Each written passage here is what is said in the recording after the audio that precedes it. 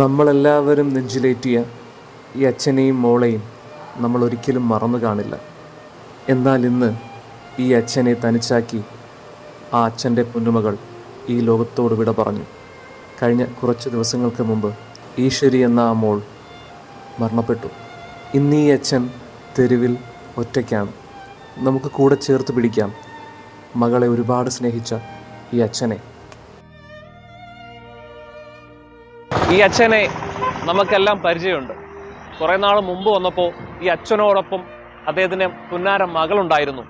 എന്നാൽ ഇന്ന് ആ മകൾ ഈ അച്ഛനോടൊപ്പം ഇല്ല.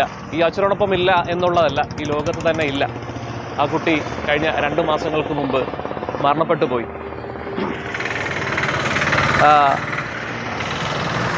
എന്തു പറയണമെന്നറിയില്ല. കാര്യം ഒരു അച്ഛൻ്റെ വിഷമം എത്രത്തോളം വലുതാണെന്ന്. അതും ഈ അച്ഛന് ആ കൂടിയുള്ളത് ആ മകൾ മാത്രമേ ഈ ലോകത്ത് സ്വന്തമായി എന്ന് ഉണ്ടായിരുന്നുള്ളൂ. ആ മകൾക്ക് വേണ്ടി ജീവിച്ച, ഇപ്പോഴും ജീവിക്കുന്ന ഒരു അച്ഛൻ്റെ മുന്നിലാണ് നമ്മളിപ്പോൾ ഉള്ളത്. അതറിയാം.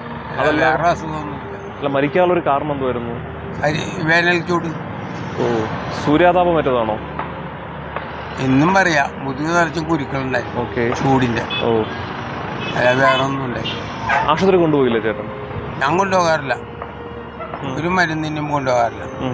എനിക്കറിയാം മരുന്നിനും കൊണ്ടുപോയി കുട്ടിയുടെ ആയുസ് എല്ലാം കുറയും. അച്ഛനമ്മമാരിൽ കാശില്ലേ മക്കൾക്ക് ആയുസ് ഉണ്ടാവില്ല. അവരപ്പം തന്നെ വെട്ടി നോക്കിയ കാര്യം പഠിക്കാൻ വേണ്ടി ഉപയോഗിക്കും. അതുകൊണ്ട് ഏത് ആശുപത്രിയിലാണ് കൊണ്ടുപോയത്? സർക്കാർ ആശുപത്രിയിലാണ് കൊണ്ടുപോയത്. ഫസ്റ്റ് എയ്ഡ് ചെയ്യാൻ പോലും അവർക്കറിയില്ല. ആശുപത്രിയിലെ ട്രെയിനിങ് പിള്ളേർക്ക്. അതെന്ത് പറ്റി? ഡോക്ടർമാരില്ല. സർക്കാർ ആശുപത്രി? ഏത് സർക്കാർ ആശുപത്രിയാണത്? നമ്മുടെ പറവൂരിലെ ആശുപത്രിയിൽ. മോളെ കൊണ്ട് ചെന്നപ്പോൾ എന്തായിരുന്നു അവസ്ഥ? ഇവിടെ ഇത്രയേ ഉള്ളു സൗകര്യം. സൂചി പോയി കഴിഞ്ഞാൽ വേറെ സൂചി വെക്കാനുള്ള സൗകര്യം ഇല്ല. ഒരു സൂചി ഉള്ളു അവിടെ? സൂചി വെച്ചിട്ടുണ്ട്, അത് ഊരിപ്പോയാൽ പിന്നെ ഉപയോഗിക്കാൻ പറ്റില്ല.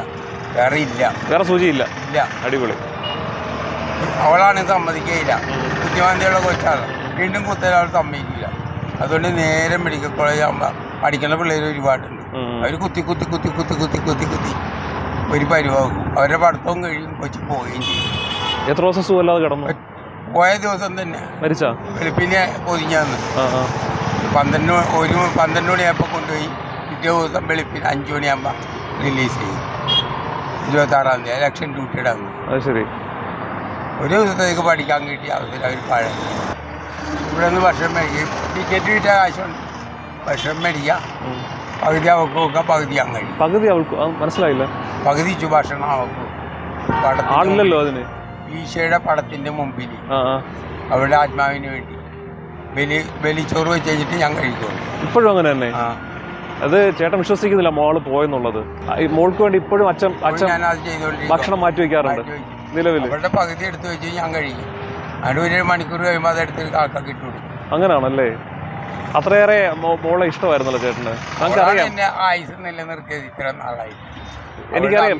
അവളുടെ അമ്മയും അവളും കൂടിയാണ് എനിക്ക് 63 വയസ്സ് വരെ നിലനിൽക്കാനുള്ള അവസ്ഥ. കാര്യം താങ്കൾ ആ മകൾക്ക് വേണ്ടി ജീവിച്ചൊരു മനുഷ്യനാണ്. നമുക്കെല്ലാം അറിയാം. ഒരുപാട് കുറച്ച് നാൾ മുമ്പ് നമുക്കറിയാം ഇവിടെ വരുമ്പോൾ ഈ അച്ഛനും മകളും ഒപ്പമുണ്ടായിരുന്നു.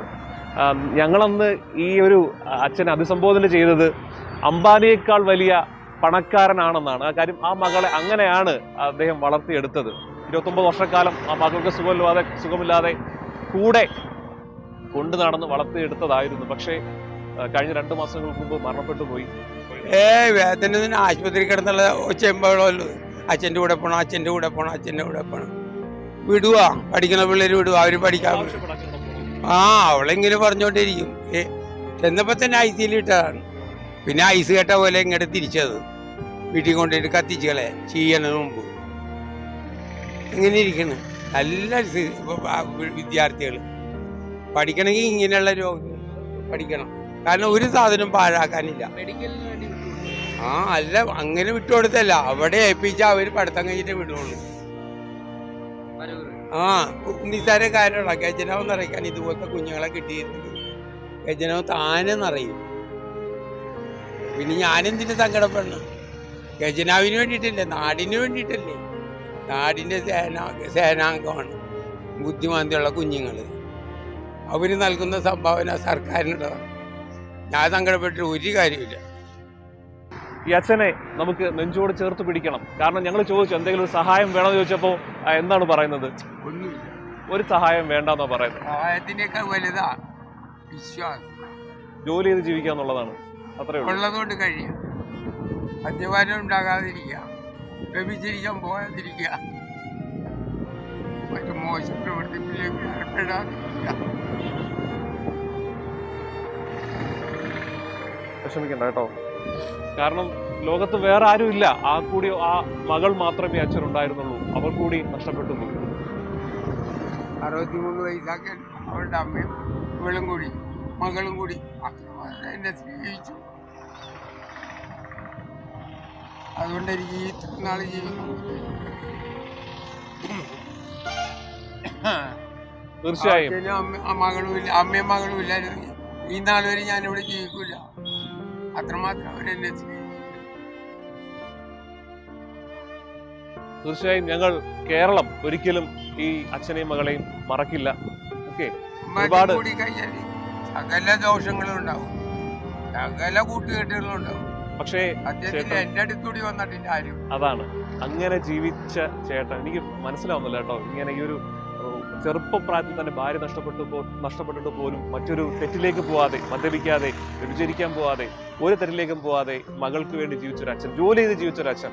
അഭിമാനം തോന്നുന്നു ഞങ്ങൾക്കൊക്കെ. തീർച്ചയായും ഒരുപാട് സന്തോഷം. കേരള സമൂഹം നമ്മളൊന്നും ചേട്ടനെ മറക്കില്ല കേട്ടോ. വിഷമിക്കണ്ട.